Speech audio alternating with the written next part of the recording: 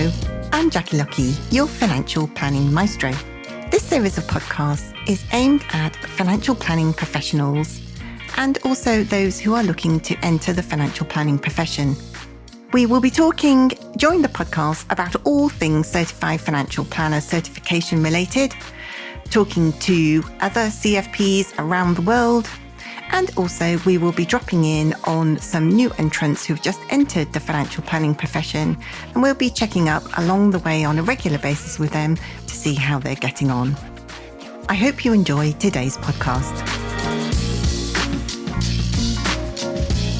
Hello and welcome. I'm Jackie Lucky, your financial planning maestro. And today, in today's podcast, we are going to talk about everything related to one person's journey to gain his CFP certification. And that is Oz Shtrosberg from MAG Financial Services. Hello, Oz. Hello, Jackie. How are you? I'm good, thank you. How are you? Fantastic. Very well, thank you. Thank you so much for agreeing to be interviewed on the podcast today, and because you have been on an interesting journey over the last, 12 months or so, just short of 12 months, I think, to gain your CFP, haven't you? So we're going to delve about in all of that in a second. But first of all, I would like our listeners to understand a bit about where you've come from and how you came across the CFP. So let me start by asking you, how did you get into the financial planning profession? Okay, so I essentially, in one word, I proposed. That is to my wife, my now wife, because I studied economics at university. I moved away from the finances completely. And then with my now wife, then fiance, went to dinner with her father. And being interested in, or at least wanting to show interest in what he does, I said, what do you do? To which he replied, I'm a financial advisor. I said, that's wonderful, but with all due respect, what do you actually do? So he explained, and we had some further talking, and following on from there, I joined him almost 9 years to the day on the 9th of February, 2015. And 9 years later, here we are. Wow.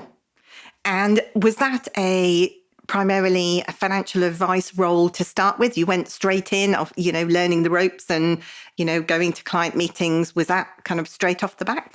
Absolutely. So we are a small firm. We're a niche firm based in Manchester. And I essentially, for the first, however long it worked out to be, was under his wing. So shadowing meetings, seeing client interaction, which obviously was very important because that's something that in addition to the technical stuff and all the certification in the world, if you don't have that ability to communicate well with the client, it's not going to go very far. So to begin with, yes, I went straight into effectively a paraplanner, or rather a shadow advisor, if you like, on the back of which I then became a fully fledged financial advisor myself. Wow, fantastic. So how did you come across the CFP, and why did you want to become a CFP professional? So in the first instance, of course, I achieved my level 4 diploma. And I did feel at the time, having had little knowledge, I would say, relatively speaking, that I wanted to push myself further academically. Really, it was a case for me of wanting to learn more so that I could give more value to my clients. That was always the objective, long-term objective for me. Around that time, I also happened to join Next Gen Planners. This is going back to 2017 or 2018. And let me take this quick opportunity to shout out Next Gen Planners, because you will struggle to find a more encouraging and supportive community. The CFP community, I've come to learn, are a close second, but Next Gen Planners are definitely something that, whether you are a new advisor, a newcomer to the profession, or someone who has been around the block, I would highly recommend looking them up and joining, if applicable. So I joined Next Gen Planners, and I remember at the time, this was the 2018 Next Gen Planners Conference at the Bridgewater Hall in Manchester.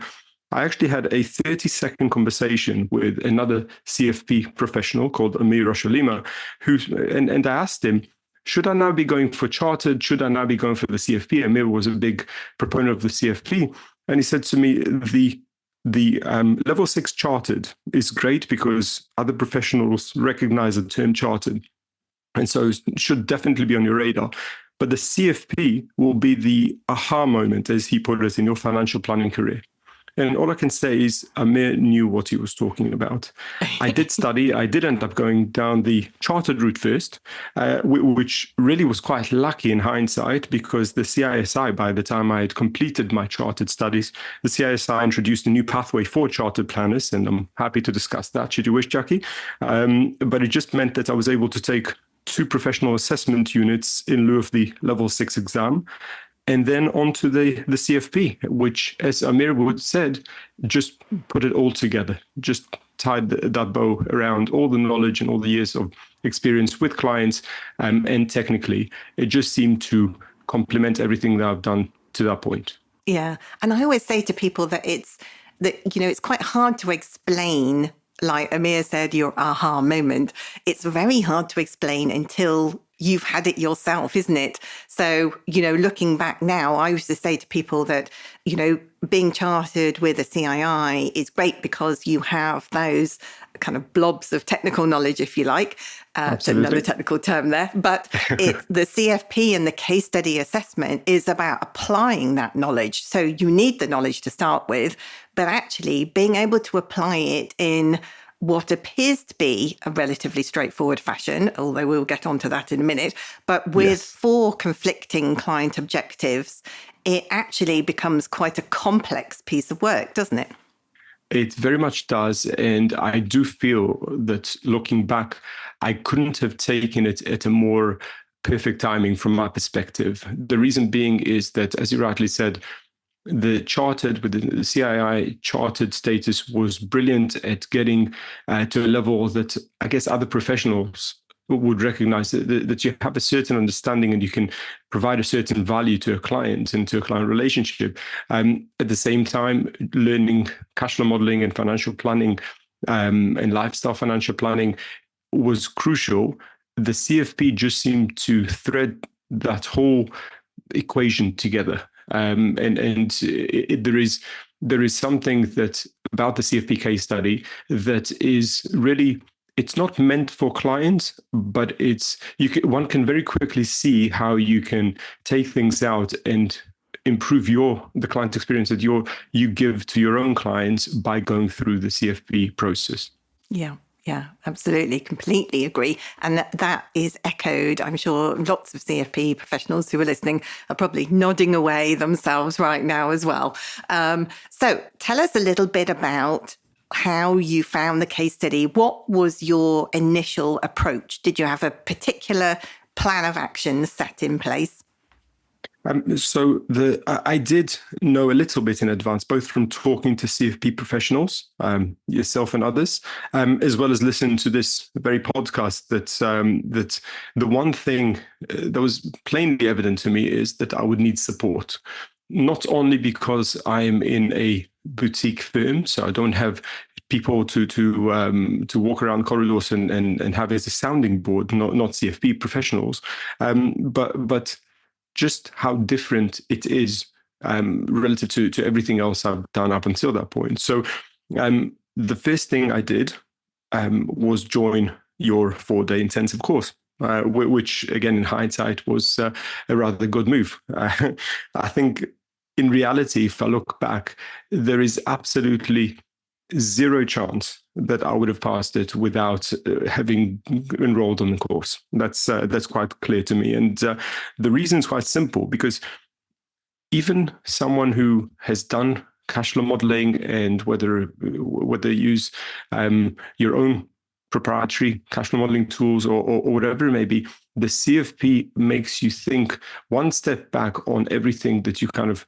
that you understood up until that point, from understanding assumptions, which I know is one of your favorite topics, to building a financial plan using Excel. It really requires you to look at things slightly differently, and having someone on your side that knows the methodology and what it should look like and the pitfalls to look out for is absolutely crucial. So if there's one thing I could summarize as far as my experience, is go and get help. That's the top and bottom of it. Yeah, absolutely. And let's talk about the issues that you faced in the case study and during the course. Were there any particular sticking points where you kind of thought, oh, yikes, maybe I wish I'd done a bit more preparation before joining the course on that area, or, having that time, because, the course that you were on, we did 2 days, didn't we? The Wednesday and Thursday, then we had the Friday off, or not necessarily the Friday off, but the Friday away from me chattering at you. And then we reconvened on the following Monday and Tuesday. So where were the sticking points for you? So if you take even a step back further than that, the day I received the case study, it was a school half term, and I was flying out for a week's holiday with the family. And I did my absolute best and actually succeeded in not looking at the case study a single time before getting back home, which was quite sensible, because had I done so, that would probably have signaled the end of the holiday for me, because the brain would have started working, and arguably on the wrong lines. Because, as you often say, when someone joins your course, don't immediately look for solutions, follow the process. So the first thing I did was that, just don't even look at it. Then I thought, hold on a second, the course is in a few days' time and I've not even read it once, so I should probably do that. I've started reading, and the one thing that I could foresee being a problem, and indeed proved the problem, it was the estate planning piece. And that's not because of a lack of understanding or experience in that space, but more the fact that there wasn't a perfect solution. I'm a bit of a perfectionist when it comes to wanting to find that perfect solution. And one thing one should go into the CFP knowing is there is no perfect solution. These, as you rightly already said, are conflicting objectives, and you will struggle to find a way. You will not find a way to meet all of those. Otherwise, it would not take 60 pages of writing, etc. So when it comes to that, I guess from my perspective, this is where having the ability to chat to you, Jackie, about my thinking and have it challenged in a constructive way, and knowing the case study inside out, it really just brought it all together. The estate planning, for those that do go in your course, is the last section that we tackled. And from my perspective, I feel like I somewhat ran out of steam by that point, if I'm being brutally honest with myself. But really, that's the one section that, in hindsight, whether it was the CISI professional refreshers or others, I could have potentially done a touch more work on prior to the first submission. Thankfully, it didn't quite fully stop me. Absolutely. And, Oz, you're not alone in the estate planning section proving, you're undoing or that you run out of steam, because so many people say to me, I was kind of sick of this case study. I'm sick of the clients by the time I get that far, and there's still all of the calculations to do and clarifying how to set it all out and the areas to tackle. And like you say, that issue, it's like doing the giant 3D jigsaw puzzle that I said so many times on the course, didn't I? Absolutely. There is no one perfect solution. And I think many of us, particularly if we come from a technical background, we have been trained and through sitting exams that we have in the past, that there is this one answer. There is this perfect answer. And that's the bit that I think you're right. You've kind of got to leave it at the door, haven't you? You've got to be open to a range of different answers. And I think was particularly evident on your course was that a number of people had exactly the same case study as you. So for those people who aren't aware, there are about half a dozen or so case studies in circulation. And sometimes it can be a blessing having the same case study as somebody else. But there comes a point actually when, as you start to make those recommendations and the decisions, because everybody's approach is very slightly different, your case study, your answers, your recommendations can end up in a slightly different place. And then you start getting the twitches, don't you? Correct. Absolutely. And this was something that I almost, in a way, and coming back to the structure of the course, the fact that it was a 2-day course, Wednesday and Thursday, in inverted commas, quiet Friday, should we say, and a weekend, and then back into it Monday, Tuesday, did mean that by the time it came to Monday and Tuesday, it was great insofar as having time to recover and time to do some further exploration and make sure the spreadsheets are solid, etc., before you progress. But importantly, like you say, it also meant that by the time it came to the Monday and Tuesday, people came in with their own vantage point, which is always going to it was always going to be different because it's based on your experience and things that you've done and things that you've not done and what are you more comfortable with, etc. And the beauty is that there isn't any one perfect solution. So therefore, your solution could be viable as long as your spreadsheets prove that there is evidence to back it up, essentially. And so, yes, it was really useful to have that community or that group that you can listen to, ask questions, etc., including yourself. But at the end of the day, you also have to be able to shut that off and say, this is what I'm going with. My numbers hopefully are correct. And thankfully, for my estate planning, the calculations were correct. So when it came to making some adjustments, they were literally minor in that I simply forgot to write something up. But outside of that, it was the course, again, made sure that even just listening to other people speaking about their case study, which might have been different, you picked up a couple of nuggets that you could then use on your own case study or things that jog your memory about something you may not have considered. It was super useful to be a part of that discussion. Yeah, absolutely. And I guess at the end of the day, you've got to remember that it's your financial plan. This is your qualification. We want you to become a certified financial planner. So the same size doesn't fit all, particularly where the case study is concerned, that you have got to, by consequence of making those recommendations and those decisions, then you will naturally, even if you ended up in exactly the same place as somebody else on the course with you, you would still write it up differently, wouldn't you? So it Absolutely. still could potentially look different, sound different to whoever was reading and assessing it. Absolutely. And it goes right back to the FBSB 6-step process and how one delivers financial advice. And we'll get on to things like how it informed my work post CFP. But the important thing is that it's really the process is really the guideline. You then have to put a bit of you into it, and that would mean naturally people will take in different directions. But importantly, as long as you can evidence your work and you can show that the numbers stack up, I think the beauty with the CFP markers and assessors are that they are themselves obviously CFP professionals, and so they've been through the process and understand exactly what you're going through as far as trying to find that perfect solution, failing to find that perfect solution, and then trying to understand from the text the client's how to prioritize the client's different objectives. And so it almost feels like a live document effectively in a way, how you would treat a normal client if they sat in front of you. Yes, absolutely. And these case studies are normally built, certainly years ago when I used to write them for the IFP, I would get 2 or 3 of my clients from my previous job working in an accountancy firm, and I would splice together the combination of interesting facts from 2 or 3 clients to create these case studies. So they are designed to be as lifelike as possible to try and benefit you, obviously, once you gain your CFP. And it helps you in the real world, helps you give, hopefully, better quality advice to clients.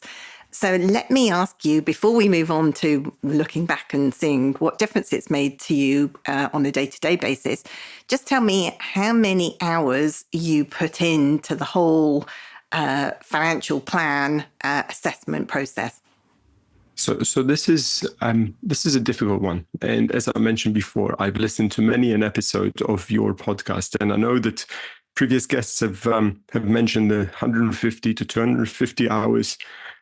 I'm happy to go with that figure, although all I will say on top of that, it was that for 10 weeks solid, it was in my head nonstop. I mean, it was the first thing on my mind waking up, last thing on my mind falling asleep, and my wife will probably be delighted hearing this when she does hear the podcast.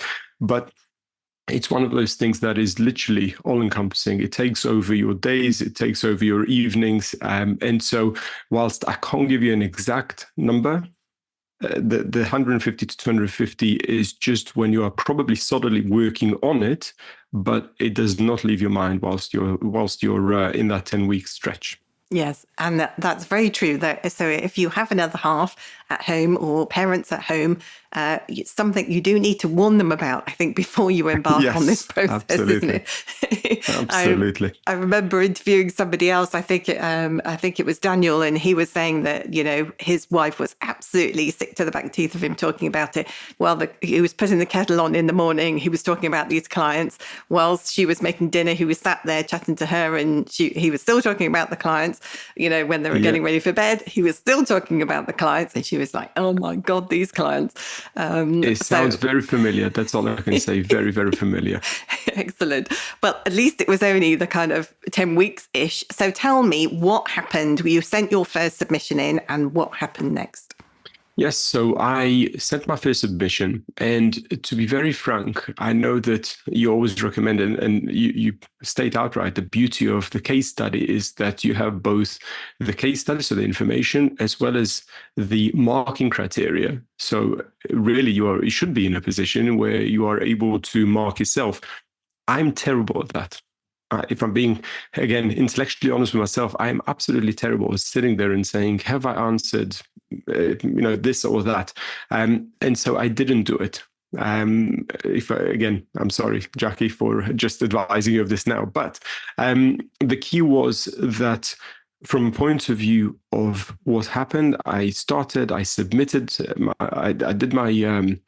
did the best I could. I submitted my first submission, and then I think it's about 3 months later, knowing that I think there is a 70 or 80% failure rate on first submission, and correct me on this one if I'm wrong, Jackie. I got an email to say that I have not managed to pass, but on a positive, I was marginally away from passing, and so I qualified via various criteria for the rapid resubmission, which essentially meant that I was close enough on all but one or two. In my case, it was one, which funnily enough is estate planning, and one element of the plan.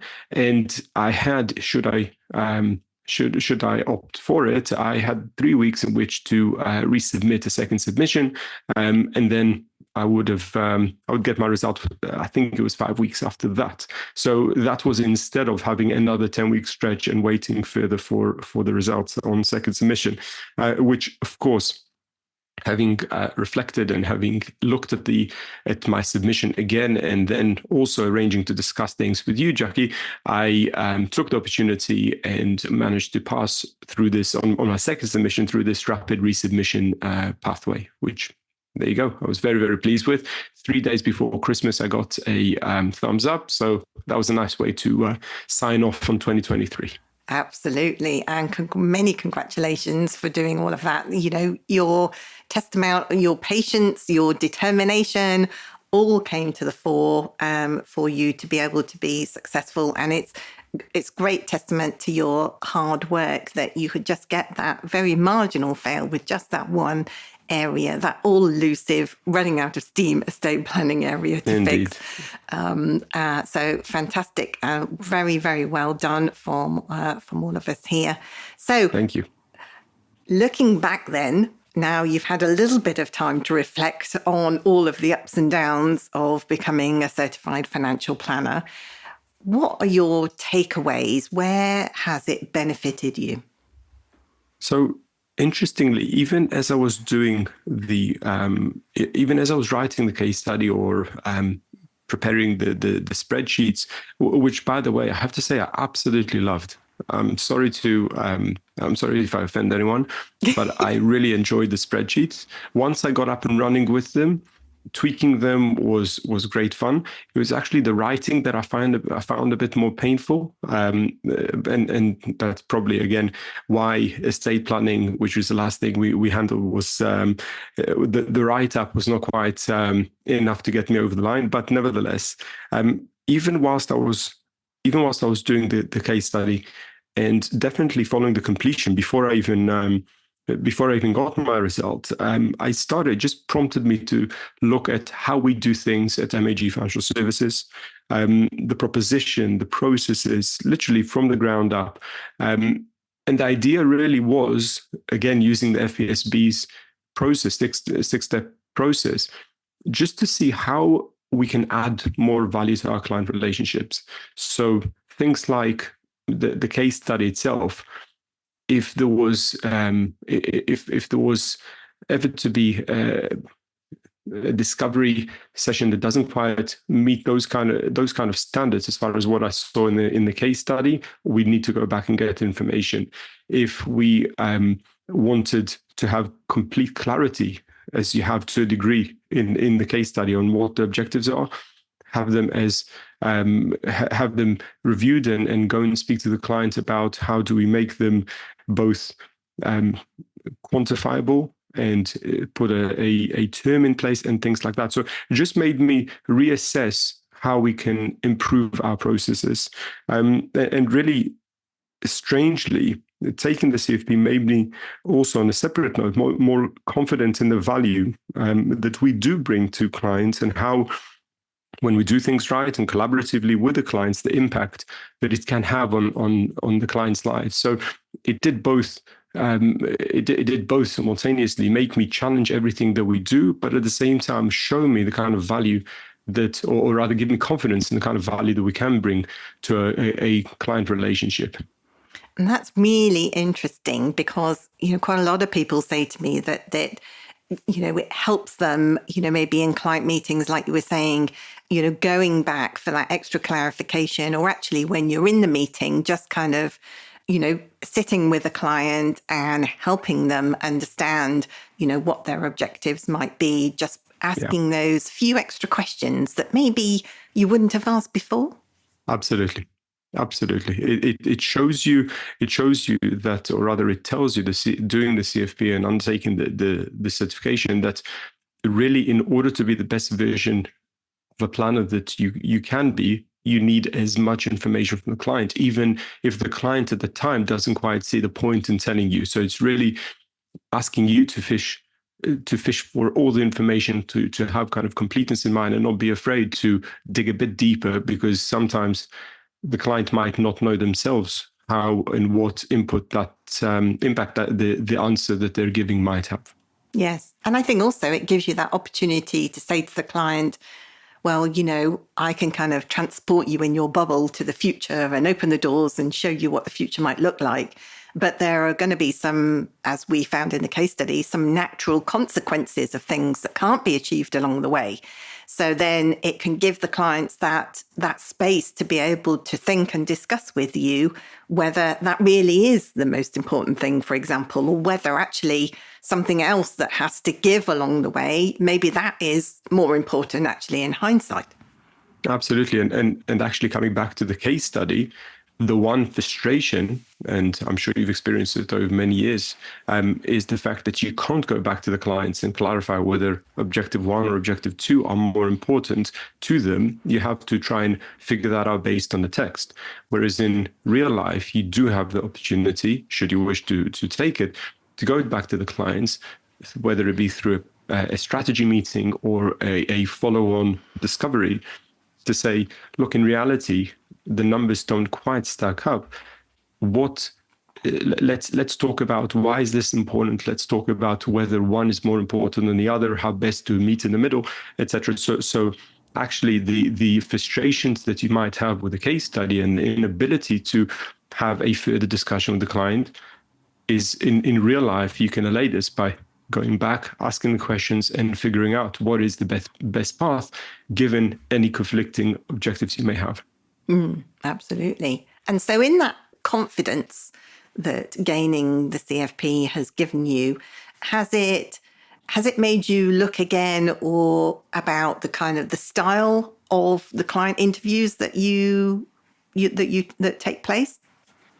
Absolutely. I think it's both the style, it's the questions, it's figuring out whether, going back to the drawing board on whether we combine just the basic fact find collections, collection of information. So this is just the very basic info, and we do a separate discovery that is more a blue sky thinking and a more kind of fireside type chat and discussion. There's so many ideas swirling in my head as to how best to extract the information in a way that engages the client, in a way that makes them confident and trusted, because of course, still you can have all the certificates in the world. If again the client doesn't trust you, then that's all out the window. So it made me reflect on how best do I go about getting a client, number one, to trust me, so that they are open with me, give me honest information, give me correct information, and put me in the best position to give them the most value. Fascinating stuff. And it's really great to hear the benefits of all of those weeks of pain that I put you through. Sorry about that. Absolutely. No pain, no gain. But we're all worth it in the end. I think it's testament to, your approach and your dedication of the whole process from start to finish. And it was absolute pleasure to work with you for those weeks.